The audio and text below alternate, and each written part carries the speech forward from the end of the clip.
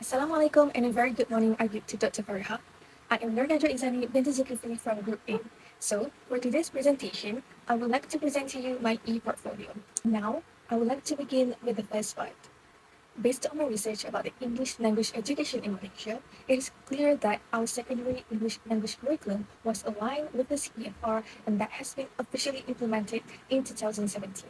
Standard-based English language curriculum, that also known as SBELC, also consists of three key components, which are Malaysian Education Blueprint, CEFR, and the syllabus. Right, so for the syllabus, there are six key components in our secondary English language curriculum, which are the themes, topics, content and learning standards, cross-curricular elements, differentiation strategies, and assessment standards. SBELC focuses on four language skills that are listening, reading, speaking, and writing, and also the grammar and literature in action. SBELC also stresses on the higher order thinking skills known as HOTS, in which it involves cognitive levels, reaction, evaluation, analysis, and application.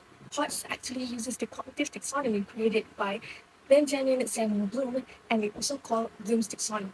Here, I have attached the revised version of the taxonomy in my e-portfolio. Moving on to the common European framework of references for a language that are called CEFR. It is a globally recognized framework or international standard for describing language ability.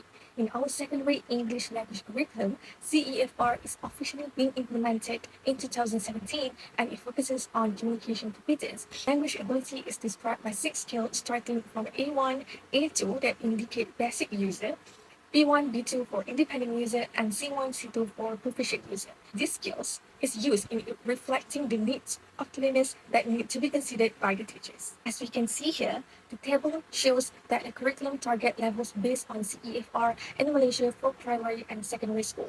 It is built to fully cater the cognitive process in learning standards of people's ability to grasp the concepts as they move from primary to secondary levels and will further maximize their learning outcomes.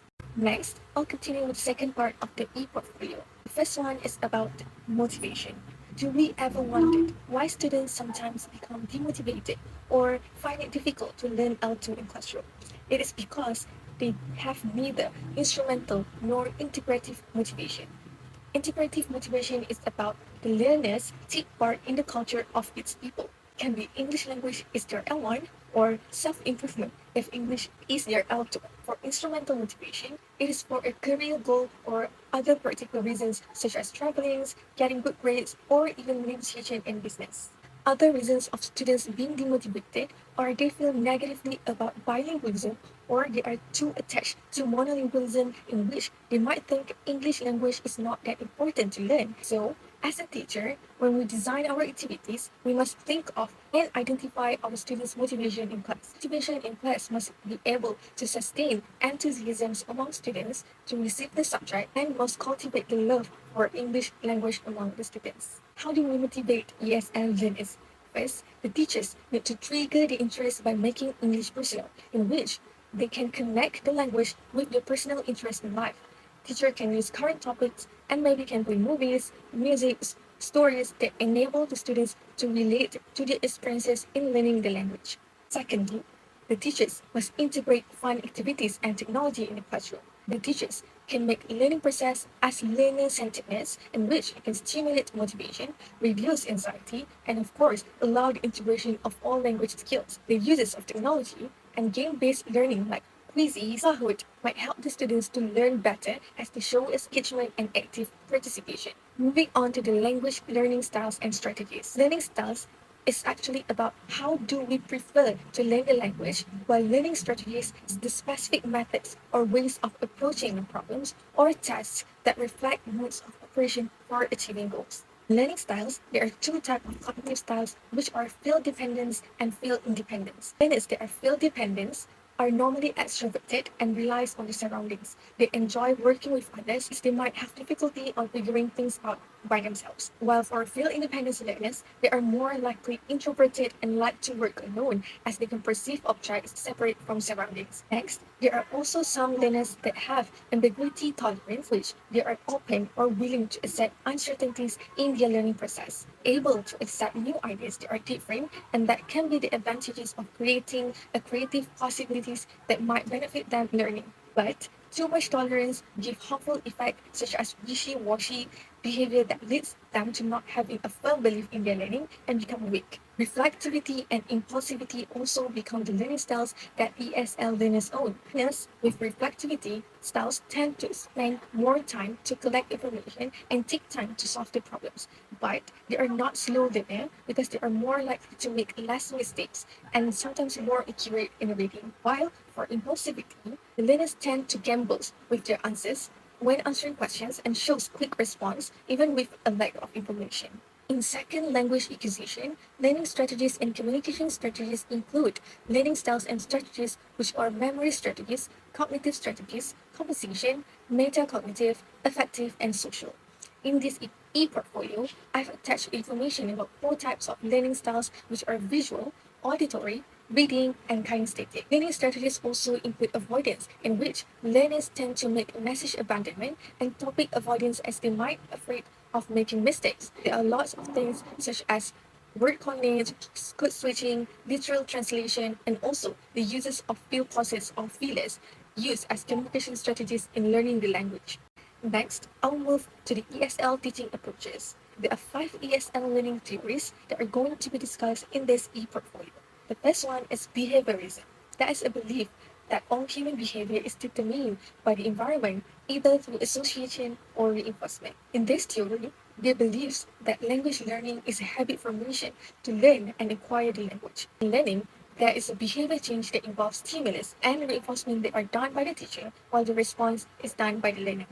Children learn language step by step, from imitation to repetition, memorization, controlled drilling, and reinforcement that can be either positive or negative. The second theory, which is Inertia's theory. The UD is closely related to the language acquisition device LAD, which is our brain. Inertia's theory talks about the process of the free creation of how a learner learns the language by their own ways. In their young age, children will learn the language by themselves without actually finding the grammar. Basically, the input gonna be the primary data to the LAD and then to be processed to produce output, which is the child's speech. The third theory is cognitivism. So this theory is a study done by John Piaget on how do we process information. It believes in internal mental abilities that can't be seen physically, such as perceiving, learning, remembering, thinking, and understanding. First, we're going to look at the Piaget's 4 stages of development that involve sensory motor, pre-operational, complete operational, and formal operational. Study shows normal human cannot skip any of the stages in learning because we develop by levels according to our growth mental ability. Cognitive process that have 4 basic concepts proposed by Piaget also a key part in this theory. In learning, we must go through these 4 steps. The first one is schema, in which information are built based on experiences. And then learner will use the skills or experiences to assimilate the existing schema to the new experience or object, then modify it to fit the situation, and then lastly to organize the new information form. The fourth one is social cultural theory, SCT.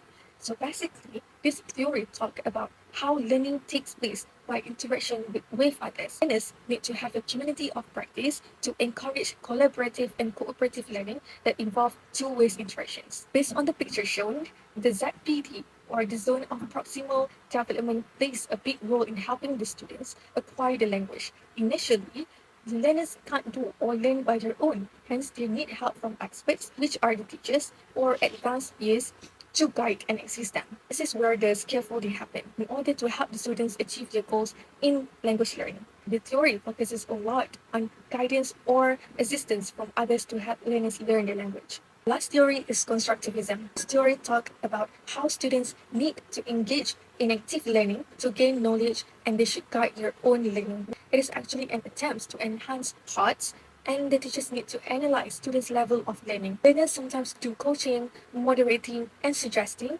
And the assessment is through students' work, observations, point of view, suggestion, and etc. to enhance their skills in constructing new knowledge.